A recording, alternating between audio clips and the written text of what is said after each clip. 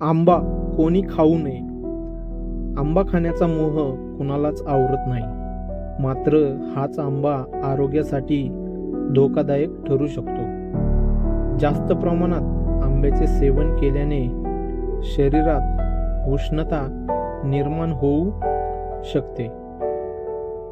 आंब्यामध्ये जास्त प्रमाणात कॅलरीज असतात, यामुळे वजन वाढू शकते.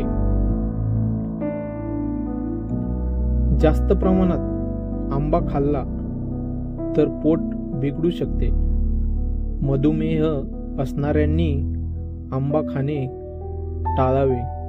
जास्त प्रमाणात आंबा खाल्ला तर चेहऱ्यावर पिंपल येऊ शकतात.